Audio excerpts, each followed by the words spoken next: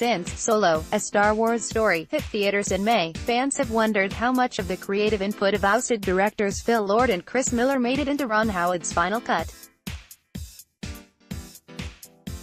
According to co-writer Jon Kasdan, the answer is quite a bit. To mark the film's digital release, Kasdan posted a list of fun facts on Twitter about its development and production, noting 4 scenes that Lord. Creative touches by the duo can be seen from the very beginning of the film, as they came up with the landspeeder chase through the Empire-dominated planet of Corellia. Not only did Kasdan agree that opening the movie with the chase would give it an exciting start, but it would also demonstrate how skilled Han Solo was as a pilot even from an early age. Also read 5 reasons why Solo, A Star Wars Story crumbled at the box office. The meeting of Han and Chewbacca as seen in the film was also largely crafted by Lord. Born from Miller, noting the anti-droid prejudice of the bartender at the Mos Eisley Cantina in the first Star Wars film, especially considering droids are the least violent race in the galaxy. The two also dreamed up the detail to have Han and Qi'ra kiss in Lando's cave closet on board the Millennium Falcon, serving as a parallel to Han's later relationship with Leia in The Empire Strikes Back.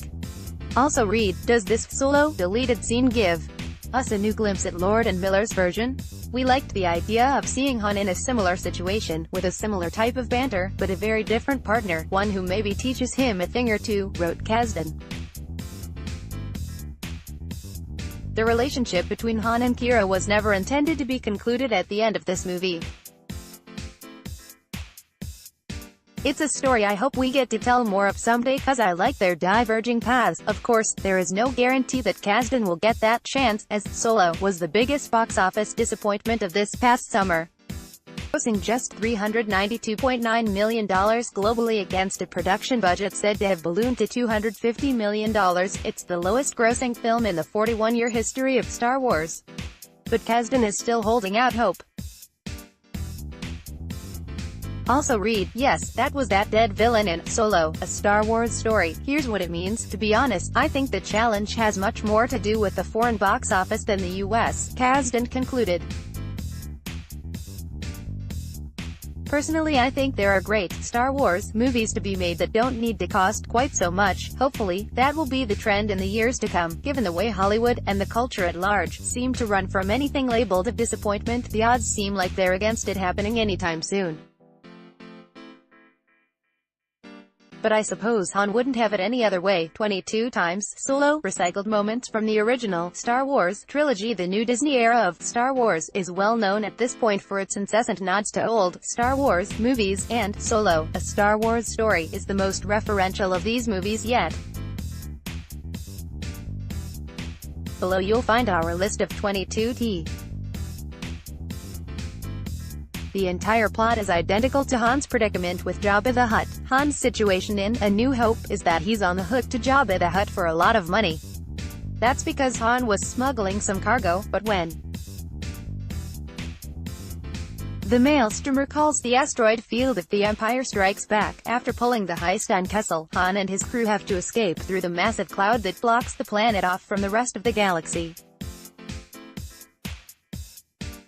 Chewie's not great at holash, as back when audiences first met Chewbacca in A New Hope, one of the first things we saw him doing was playing a holographic chess-like game with R2 on the Falcon. The game, dubbed the Jarek,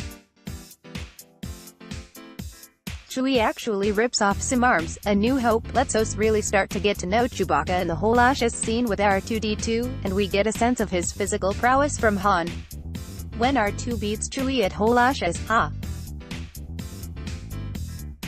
Han decides to help the rebels instead of running off with cash. In both Solo and the original Star Wars, Han has managed to do what he needs to in order to pay back a crime lord who's mad at him, Dryden Voss. Now in Han shoots first. Back in the original Star Wars, Han shot Greedo straight up in the Mos Eisley Cantina, but George Lucas digitally altered it in the 1997 special edition to make it so Greedo himself got off a shot first. Han pretends to be mad at Lando. When Han reunites with Lando after years in The Empire Strikes Back, Lando at first greets Han and his friends with anger. You've got a lot of guts coming here after what you pulled. Han won the Falcon, fair and square. After Han wins the Millennium Falcon in a game of Sabacc at the end of Solo, he yells, fair and square. It's the same thing he says to Lando years later when they see each other. Lando and Han, I hate you. I know, probably the second most famous line in all of the Star Wars films, after I am your father, is Han's forlorn answer to Leia when she says, I love you, in The Empire Strikes Back. I've got a really good feeling about this. It's become a running joke that every Star Wars movie includes the line, I've got a bad feeling about this, stretching through the original trilogy and into the prequel try. Beckett wears Lando's rescue getup from Return of the Jedi. When Han and his crew head to Kessel to steal hyperfuel, they need to slip into the mining facility without any alarms being raised. To do that, they don a thermal detonator gag. Near the beginning of Solo, Han faces down the scary worm person Lady Proxima by holding up a rock and pretending it's a thermal detonator, mirroring the moment from Return of the Jedi when the communications dish on the Falcon gets turned off when the Falcon is racing away from the black hole known as the Maw. In Solo, the satellite dish on top gets ripped and falls into oblivion, mirroring the moment from Stormtroopers say, move along. Move along. A New Hope is pretty slow about introducing the Force to the movie. We first see it deployed by Darth Vader to choke out one of the Imperial brass who insults him, the Seacon. Han kisses a lady in the Falcon and gets awkwardly interrupted. In both Solo and The Empire Strikes Back, Han spends a lot of time with a romantic interest who is resisting his charms until they end up making out in The Marauders use Darth Vader's homing beacon trick on the Falcon. After Han and Luke rescue Princess Leia from the Death Star, Leia is the only one who knows what's really going on. She immediately realizes that Darth V.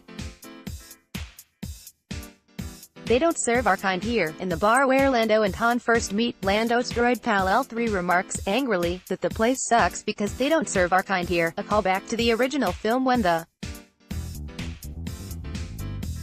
they run the Wookiee prisoner gag on Kessel. Speaking of the heist on Kessel, Han and Chewie use a plan that will also work a little later when they board the Death Star in A New Hope. It'll also be part of the deal.